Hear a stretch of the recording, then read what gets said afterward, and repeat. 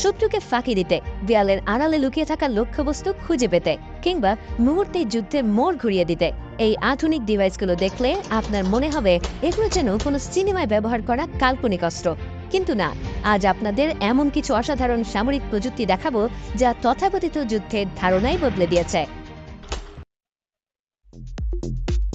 পেনহার্ড 2012 সালে সর্বপ্রথম crab body নামক দুধর্ষই গাড়িটি চালু করেছিল। নির্মাতা কোম্পানি 2022 সালে পুনরায় একই মডেলের টকারিল আইএক্স বা এই গাড়ির মধ্যে ড্রাইভার সহ 21 জনের জন্য জায়গা রয়েছে। এই গাড়ির মধ্যে প্রায় 40 মিলিমিটার গ্রেনেড লঞ্চার এবং একটা 12.7 মিলিমিটার মেশিন গান সহ একটা স্মোক জেনারেটরও রয়েছে। এই গাড়ির সবচেয়ে আকর্ষণীয় বৈশিষ্ট্য হলো এই চাকার ড্রামগুলো খুব সহজেই অপসারণ করা যায়, আবার প্রয়োজন অনুযায়ী ব্যবহারও করা যায়।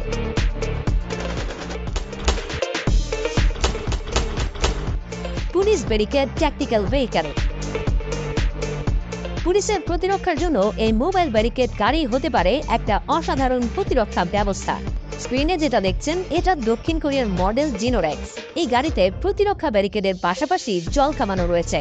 এই জল কামানের সাহায্যে প্রায় 70 মিটার দূরে থাকা লক্ষ্যবস্তুকে খুব সহজেই হিট করা যায়। এই মোবাইল ব্যারিকেডগুলো স্টিলের সাহায্যে তৈরি করা হয়েছে। এটা গাড়ির দুপাশের দুটি অংশে ভাগ করা আছে, প্রতিটি ভাগ প্রায় 4 মিটার চওড়া।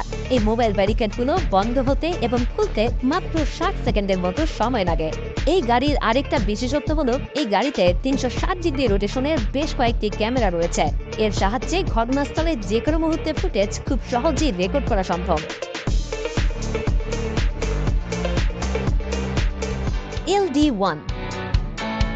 LD1 850 সিসির একটি উন্নত এবং আপগ্রেডেড মোটরসাইকেল। এই মোটরসাইকেলের চারপাশে ব্যালিস্টিক শিল্ডের ফ্রেম রয়েছে, তবে এটাতে সাধারণ মোটরবাইকের মতো দুটো চাকার বদলে 4টা চাকা ব্যবহার করা হয়েছে।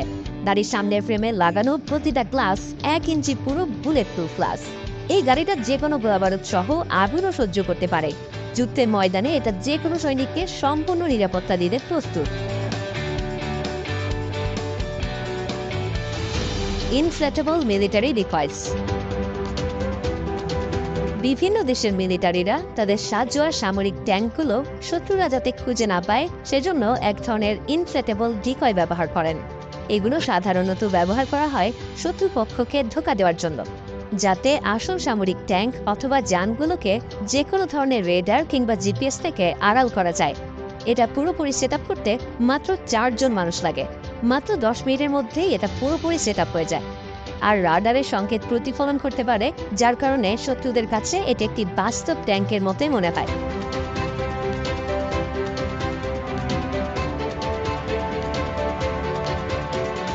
এই ডিকয়গুলো বেশ ব্যয়বহুল। এক একটি ডিকয় প্রায় 1 লক্ষ টাকা। তবে এটি মিলিয়ন ডলারের আসল সাজোয়া ট্যাঙ্ককে সহজেই বাঁচিয়ে দিতে পারে।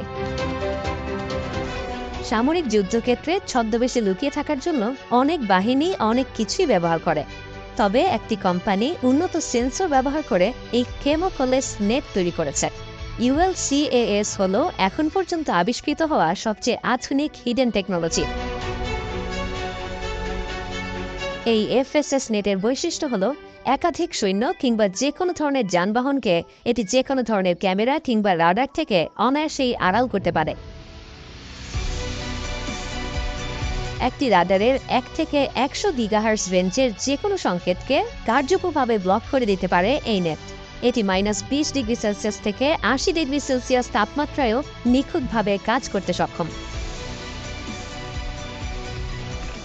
জাভার 400।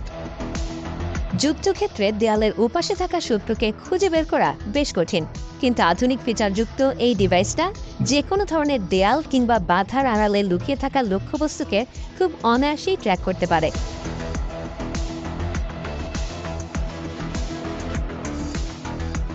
এর ওজন মাত্র 3 কেজি, তাই আপনি খুব সহজেই এটাকে ব্যবহার করতে পারবেন।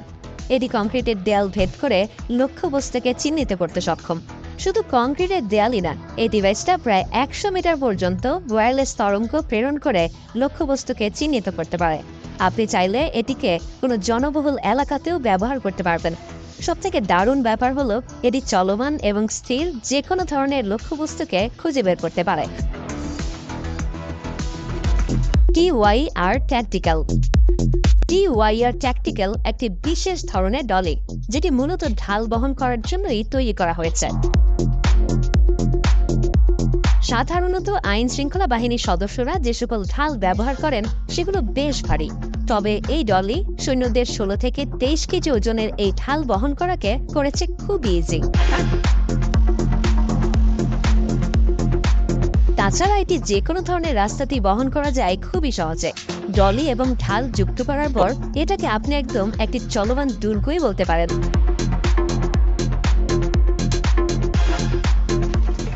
ফ্লিয়ার LVSS শত্রুদের বোকা বানাতে LVS নির্মাতারা একটি পিকআপ তৈরি করেছে।